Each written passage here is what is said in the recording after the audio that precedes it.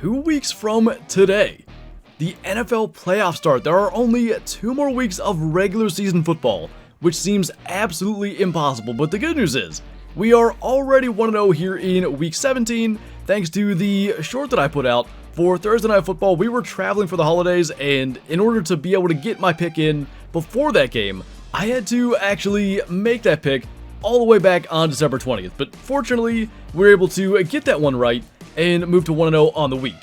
As for week 16, we were once again 9-7, bringing our overall record to 149-91. So I mentioned last time wanting to have a sub 100 loss season for our picks. Gonna be tough to do that. 9 losses between 2 weeks. We'll see what we can do. But last week, instead of doing a recap from the prior week's games, we talked about the teams that are playing the best football as we head into the playoffs, and I want to do that again this week. The Ravens, in my opinion, with their win over the 49ers on Christmas Day, solidified their spot as my number 1 AFC team, as well as my number 1 AFC team playing the best football right now. They beat the Niners 33-19, they forced turnovers, and most importantly, they kept their foot on the gas pedal, which is what great teams do. And the Ravens, not only this year, but the last couple of years, one thing they've struggled to do is put teams away. They did not let the 49ers back in that game, which I think is a big deal. In the NFC, I would still pick the 49ers as the best team in the conference, especially with Dallas losing and Philly's recent struggles, but both the Rams and the Buccaneers are playing good football right now, and I don't think any playoff hopeful is getting an easy matchup if they run into either team, especially the Bucs, because they're going to host a playoff game provided they can win the NFC South, which is looking pretty likely right now. On the topic of honorable mentions though, the Browns. They're the reason we're already 1-0 this week. They're almost certainly that team in the AFC. Whether it's Buffalo, Miami, whoever ends up being the number 2 seed, that should be a great game, wildcard weekend, because the Browns pretty much have locked up the 5 seed.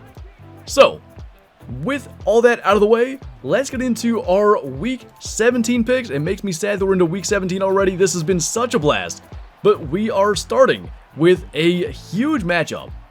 Lions at the Cowboys.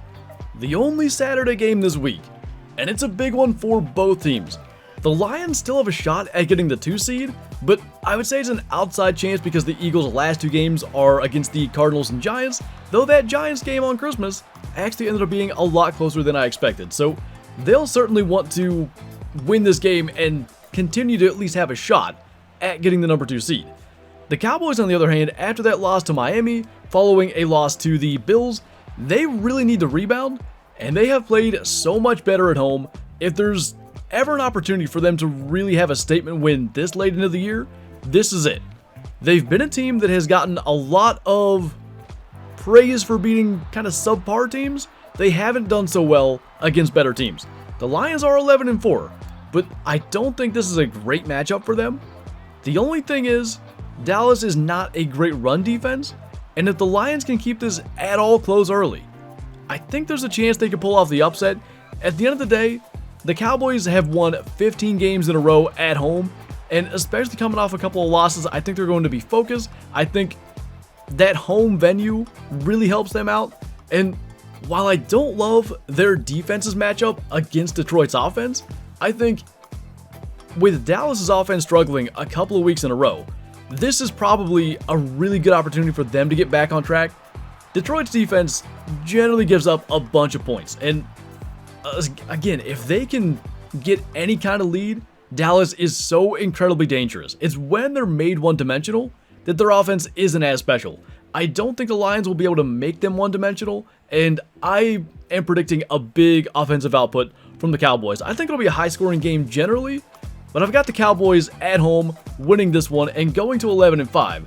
But most importantly, just looking forward to that one as the only game today. Moving to Sunday's early slate, Titans at the Texans. These 2 teams matched up just a couple of weeks ago with CJ Stroud out, and Case Keenum came in and was still able to win that game. It was a defensive struggle. There were turnovers. Actually, Case Keenum threw a pick 6. They were able to overcome that and win that game in overtime. To go into Tennessee and have a performance like that, it says a lot about DeMeco Ryans and what he's done for the culture there in Houston. This time it's in Houston. CJ Stroud is starting, as is Will Levis. And I gotta think, if anything, it'll be a bit of a repeat of the last matchup, but with more offensive output, probably from both teams. Kind of out of necessity for Tennessee and out of the fact that they have their star rookie quarterback. For Houston, I've got the Texans winning this one. They are still in a battle for the AFC South crown. It's a three-way tie right now between the Jags, the Colts, and the Texans. With the Colts dropping a game last week, the Jags are starting their backup quarterback this week. We'll get into that one. They've got a real chance here, and I think they're going to win this one and put themselves in prime position, maybe to actually win the AFC South and get into the playoffs. Speaking of that Colts loss, the team that handed them the loss, the Falcons, are heading to Chicago to take on the Bears. This is a tough one to pick. For one, because the Falcons are so up and down, and we've gotten their games right a couple of times by literally just saying, yeah, they're going to win this one for no reason, or they're going to lose this one for no reason. I think the way the Falcons play defense could certainly be tough, but the Bears' offense has exploded as of late, and I think they're going to pose some problems for that Falcons defense. And the other thing to keep in mind, the Bears defense has been playing considerably better. Now, Taylor Heineke has seemingly sparked that offense once again. Pretty big output and pretty big showing against the Colts last week. This is a home game for the Bears. And to me, even though they have performed better and maybe have gotten a little more job security, that both being Justin Fields and Matt Eberflus, the head coach, they're still, in a way, fighting for their job. So, the Falcons are fighting for a playoff spot. The Bears, to me, this is a game where, maybe they go with a couple of trick plays or something. This is a game that, they have nothing to lose, and I think that's a problem for the Falcons. So, I've got the Bears winning this one at home. They've won 4 out of their last 6, and the 2 losses were close games against the Browns and the Lions. So, certainly not exactly an easy task against either one of those teams. I like the way the Bears are playing a little bit more here. Gonna go with the Bears to get the win at home. Dolphins visiting the Ravens. This should not be a 1 o'clock game. This could very well be for the number 1 seed. If the Ravens win, they're the number 1 seed. If the Dolphins win, they still have to beat the Bills next week to lock it in. But what a huge matchup. And I mentioned earlier, the Ravens are that team right now that are playing the best football in the AFC, I think pretty clearly. But if you were to pick another team outside of the Browns, who we already talked about, the Dolphins would probably be your choice for the next team playing the best football. The Bills are up there up until they really struggled against the Chargers, and the Dolphins beating the Cowboys, that was a statement win for sure. Now, this is a rematch from a game last year in which the Ravens had a huge lead, and ultimately the Dolphins made a massive comeback and won that game. I talked earlier about it's kind of been a trend for a couple of years, the Ravens not closing out games. That's one of those examples where I believe it was a 21-point fourth quarter comeback for the Dolphins. This game being played in Baltimore could be a big factor, but the weather as of now looks like it's going to be 50 degrees and sunny. So I don't think, again, we're all the way into the last day of December, and there's not going to be much of a weather factor here, which for a warm weather team could be a big deal. Their offense hasn't looked as potent the last couple of weeks, part of that due to losing Tyreek Hill against the Titans, but I do think the Ravens are going to be able to slow them down. I got the Ravens winning this one, especially with the number 1 seed on the line, and there's another part of it that we'll get into a little bit later, but I just think the Ravens are the better team. It's close for sure, but I like the matchup for the Ravens defense against this Dolphins offense. Good size on the defensive line, linebackers that can play sideline to sideline in Roquan Smith and Patrick Queen, and a good secondary. Whether it's Kyle Hamilton, Marlon Humphrey, Geno Stone's been playing great this year, I think they can match up well against all these Dolphins weapons. I think they're going to win this one. Got the Ravens getting the win at home. Moving to the Saints visiting the Buccaneers. The Saints, who are still very much alive for the NFC South crown despite currently being 3rd place in the division. A win over the Buccaneers puts them right there.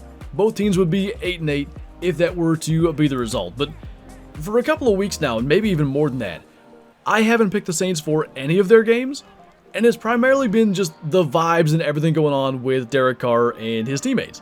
It seems that there's kind of a schism almost, and when you get this late into a season, everybody's got to be on the same page. Everybody's got to be putting it on the line for each other. And I just think the Buccaneers are doing that. I think they've really rallied around Baker Mayfield. They've found something in putting the game into his hands. They really try to be a running team so much of this year. That's kind of Todd Bowles' identity. But this team, the way they're playing right now on offense with Baker Mayfield at the helm, they look to be a serious contender. And you look at the vibes. I know that's not the greatest way to pick a football game, but we've been doing it for a couple of weeks. The Buccaneers are trending in the right direction. They're leading the division as of now, and the Saints I just think are trending the wrong direction. I think Dennis Allen could be in trouble at the end of the year, especially if they can't win this game. And in the second iteration of the Marshawn Lattimore versus Mike Evans Bowl, maybe we'll see some fireworks there. I've got the Buccaneers getting the win yet again. You know, the great part about this year is the amount of teams that are still in playoff contention, and with that, even more matchups, even with teams that are already eliminated, that have major playoff implications. This one is no different. Patriots at the Bills. Earlier in the year, the Patriots were able to beat the Bills at home with a last-second touchdown pass by Mac Jones. Mac Jones is no longer the starting quarterback for the Patriots. They will be starting Bailey Zappi on the road in Buffalo. And this is a Buffalo team that has a very real shot. If things work out as we've predicted here, they could win the AFC East if the Ravens win that game over the Dolphins. With a win on Sunday, the Bills and the Dolphins match up next week for the AFC East crown. So, knowing all that, despite the fact that the Patriots have been playing considerably better, I think the Bills are winning this one.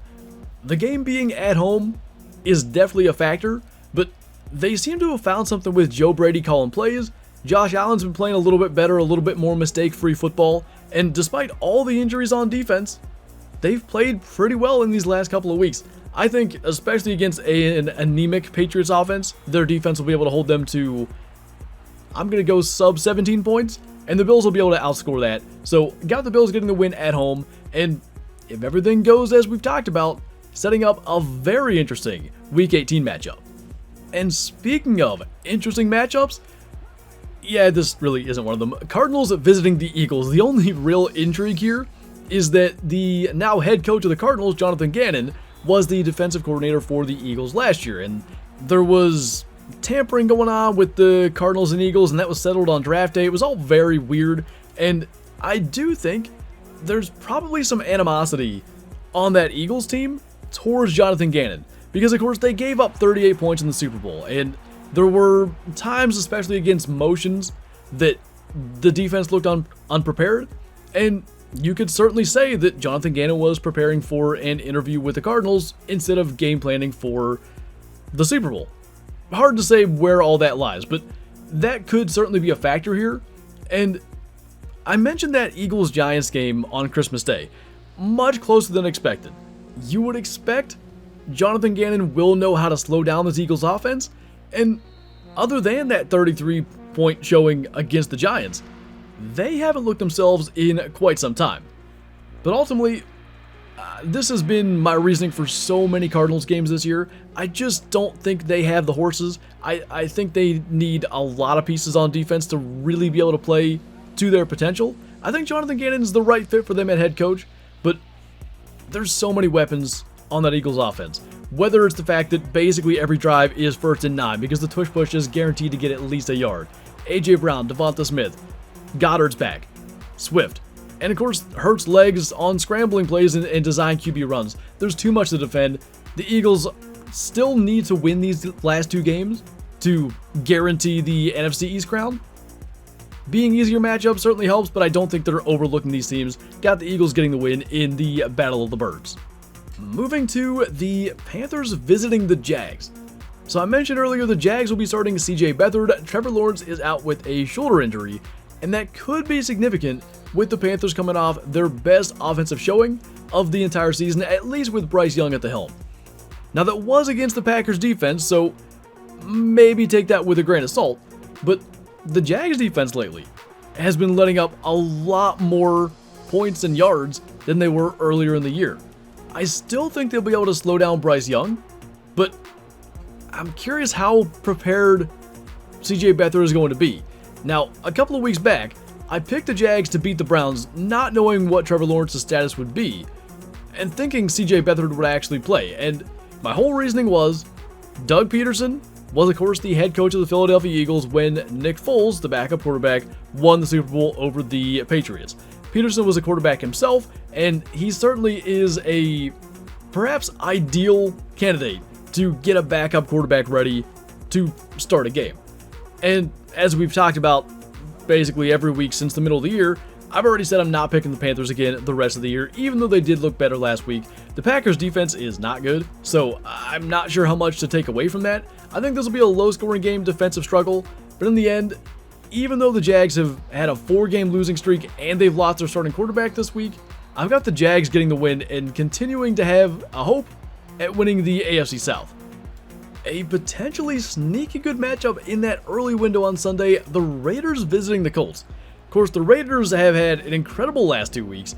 They beat the Chargers on Thursday Night Football 63-21, turn around, and on Christmas Day, beat the Chiefs in Arrowhead. I mean, Antonio Pierce has to be just flying high right now, and the Colts, on the other hand, are coming off that loss to the Falcons that, had they been able to win that game, could have had them in sole possession of first place of the AFC South. The Raiders have been just a different team under Antonio Pierce, and I thought that kind of magic of, Josh McDaniels has been fired and now we're going to rally around this new guy, I thought that was going to wear off, but he has shown absolutely an ability to motivate and coach up his team. The Colts, though, they were on a bit of a tear before that loss to the Falcons, and I think that's going to be a wake-up call for them, because, again, with the AFC South potentially so wide open, who knows what happens in the Titans-Houston game. The Jags are starting their backup quarterback. With a win here, they could very well once again be in sole possession of the AFC South. So, the game's at home. The Raiders are technically still in it, but a super long shot. I do think they're playing for Antonio Pierce and playing to maybe see him hired as the head coach for next year.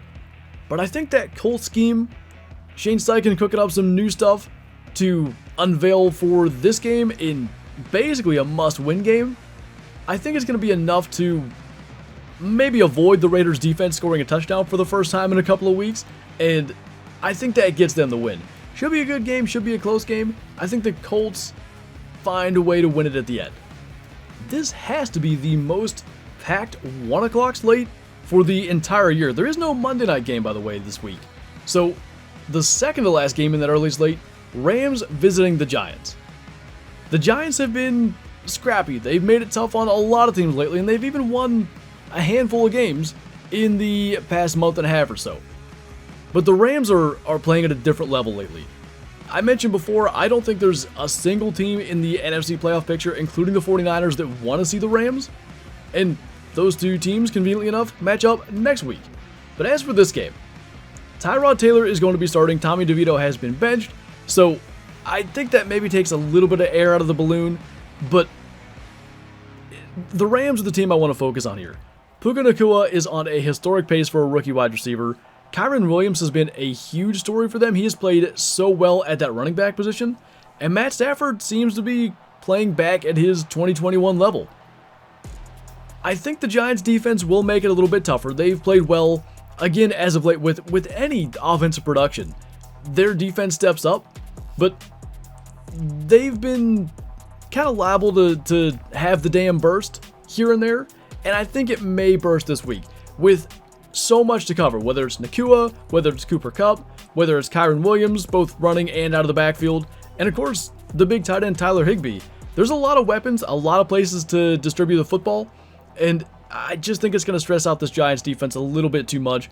With Tyrod Taylor at the helm, I think it's going to look similar to whether it's Daniel Jones or Tommy DeVito in there, and sad to say, that's not great. So I think the Rams are winning this one on the road. They're in the playoffs if they started today, and they need to continue to win to get that wild card spot. I think they'll do that. Got the Rams getting the win on the road. And finally, the last game in a packed early slate. Now I see why that Ravens-Dolphins game is a 1 o'clock game. 49ers visiting the Commanders. There's not a whole lot to talk about here. The 49ers, of course, coming off that loss to the Ravens on Christmas Day.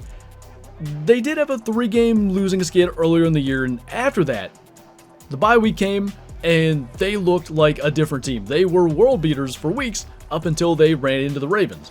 The Commanders bench Sam Howell. They'll be starting Jacoby Brissett, and he has shown an ability to spark this offense and move the ball up and down the field. Against this 49ers defense, though, especially a frustrated Niners defense that actually didn't play that bad against the Ravens. It was the turnovers and unfortunate bounces that set up the Ravens in good field position time and time again. I think they're going to want to take out their frustration. Bit of a get-right game here, and the 49ers, still too, despite the fact that I do think they are the best team in the NFC and have been playing the best ball for at least a month now, they got to win these games to ensure they get the number 1 seed. They drop this one, Philly jumps right back in front of them with a win over the Cardinals, and again, they've got the Giants next week. I wouldn't call them cupcake games, but a lot easier games for the Eagles to get that number 1 seed. So I've got the Niners winning this one, getting back on track, and being in position to lock up the number 1 seed next week. So into the mid-afternoon slate we go, with the Steelers traveling cross-country to Seattle to take on the Seahawks.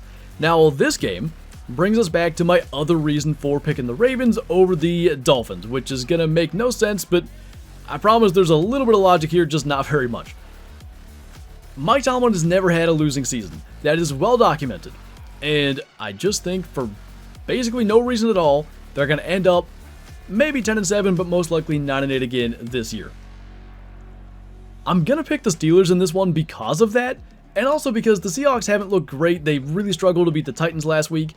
Titans and the Steelers are very similar football teams. We'll see if the Seahawks defend the deep routes a little bit better than the Bengals did. One thing Mason Rudolph does well, and Mason Rudolph will be getting the start again this week for the Steelers, is throw the ball deep. That's always been the case going all the way back to when he was a rookie. He had a great connection with James Washington. They were college teammates there, and clearly he has a good rapport with George Pickens as well. But my Ravens-Dolphins thing, to quickly tie a bow on that, if the Ravens win that game, they lock up the number 1 seed, and maybe rest their starters in the final game. We'll see if they actually do or not. But especially with Lamar's injury history, I would kind of got to think they'd lean that way. That potentially sets up the other way the Steelers could end up 9-8, and I just got a feeling it's going to happen. It's happened for, I think, 17 straight years now, and it would certainly set the Pittsburgh media into a frenzy because everybody hates the Tomlin has never had a losing season thing. Anyway, Steelers at Seahawks. I mentioned the Steelers and Titans are very similar teams. They want to make it ugly. They want to make it a low-scoring game and just have somebody, usually on defense, make a play. That's probably not great because of all the injuries they've had, specifically to their secondary and inside linebacker position, 2 very important positions. Their top 4 safeties and top 3 inside linebackers are all out this week. And that doesn't bode well against the Seattle offense that has a ton of weapons. Kenneth Walker, DK Metcalf, Tyler Lockett, Jackson Smith and Jigba. There's a lot to defend and a lot of guys that haven't had a bunch of playing time. But at least last week against the Bengals, they were able to move guys around. Patrick Peterson played safety, and both Patrick Peterson and Eric Rowe, the 15th string safety, were able to get interceptions. So what I'm getting at here is I think the Steelers defense will be able to hold the Seahawks offense in check. I think it's going to be a low-scoring game, somewhere in the region of 23-20, something like that. But I'm picking the Steelers only because I think they're going to win one of the next 2 games and end up above 500, because that's just always what happens. And I might as well pick them in both to give myself the best chance of being correct in at least one of them. So I don't have much of a logic here other than 17 years of Mike Tomlin not losing more than 8 games in a year. So I'm picking the Steelers solely based on that. A game that back in September, many thought could be for the number 1 seed in the AFC, and unfortunately, will be anything but. The Bengals visiting the Chiefs. Of course, Joe Burrow is out for the year with the wrist injury. Jake Browning has played very well in his place and had the Bengals in a playoff spot up until the loss to the Steelers last week. The Chiefs, by the way, were 7-2. They're now 9-6. They've dropped 4 of their last 6 games, and they haven't looked good, frankly, all year, but they were finding ways to win up until they weren't. This game, I think, really could be very interesting. if Jamar Chase plays, I would certainly give the Bengals a real shot at winning this. So, the Chiefs defense loves to send pressure, and they tend to find ways to do so creatively and minimize the potential to expose themselves to big plays in the screen game. The Bengals and this success they've had with Jake Browning has been a lot of short passes, a lot of screens, and frankly a lot of kind of prayer balls that have been caught. That's something that finally stopped working for Jake Browning last week. But I think with the Chiefs' aggressive nature, that could cost them. I do think there's going to be at least a big play or two in the screen game or the short pass game from the Bengals, but ultimately I just think the Chiefs' defense is going to be a little bit too much. I think there's enough film out there on Jake Browning now. He's not going to be able to put up another one of those 33 for 36 type performances. I've got the Chiefs winning this one. It's in Arrowhead. It's December football, and that hasn't really mattered too much as of late. They just haven't played that well. But I do think they're going to figure it out down the stretch. It's when they play their best ball. And, they still haven't locked up the AFC West. They've got to win this one and cement their place in the playoffs so they can really start to dive in and figure out what is wrong with this offense and fix it sooner rather than later. I think it starts this week with a win over the Bengals. Speaking of the AFC West, the Chargers visit the Broncos for an AFC West showdown. The Broncos still have a chance to win the division, and they've benched Russell Wilson for Jarrett Stidham. There was almost a meltdown by Sean Payton in Russell Wilson's face last week in that loss, and that seemed to kind of be the end of it. So we've now got Easton Stick versus Jarrett Stidham for this game at 4:25 Eastern on Sunday. I don't know who to pick here, but what I will say is Jarrett Stidham, coming off the bench last year in relief of Jimmy Garoppolo with the Raiders, had a huge game against the 49ers defense. So while the Chargers did look much better against the Bills last week, I do kind of expect Jarrett Stidham to play well. He's shown that capability before, and this Chargers defense isn't as good as the Niners defense. We'll see if he can lead the Broncos offense. There's weapons there, for sure. Cortland Sutton, Jerry Jeudy, Javonte Williams. They've got pieces, and maybe Jarrett Stidham is going to just run the offense as Sean Payton wants it to be run. Clearly, that was part of the issue with why he was melting down in Russell Wilson's face. There's something that Russell Wilson's doing or not doing that just doesn't jive with the way Sean Payton wants the quarterback position to be played. So I'm going to go with the Broncos to win this one. I got to think the reason they're going with Stidham is that he will just run the offense how Sean Payton wants it to be run. And I think when offenses are run that way, they tend to succeed. So in a game where I think in the end it's probably going to mean nothing, I do think the Broncos win here and keep their AFC West hopes alive, pending what happens in that same time slot with the Bengals and Chiefs. And finally, another tough game to pick, Sunday Night Football. Packers visiting the Vikings. Yet another quarterback change for the Vikings. They will be starting Jaren Hall, the rookie, against a Packers defense that is unbelievably porous. And that's where this one is tough to pick. We know Kevin O'Connell can cook up a game plan and get the most out of a quarterback, whether it's Josh Dobbs, whether it's Nick Mullins. I mean, he threw 4 interceptions last week, and they were still very much in that game against the Lions, who also don't have a great defense. With such little film out there on Jaren Hall, I kind of think they're going to move the ball well against the Packers defense. Jordan Love's been a little more of a slump lately. Again, it's largely the Packers defense that's been the issue, but he hasn't been able to overcome the predicaments he's often put in with that defense not playing well. The game is in Minnesota. I think I'm going to pick them. I can't believe that I'm picking Jaren Hall in, I think, his second start, and his first start he went out like the third play of the game. But I'm going to go with the Vikings in this one.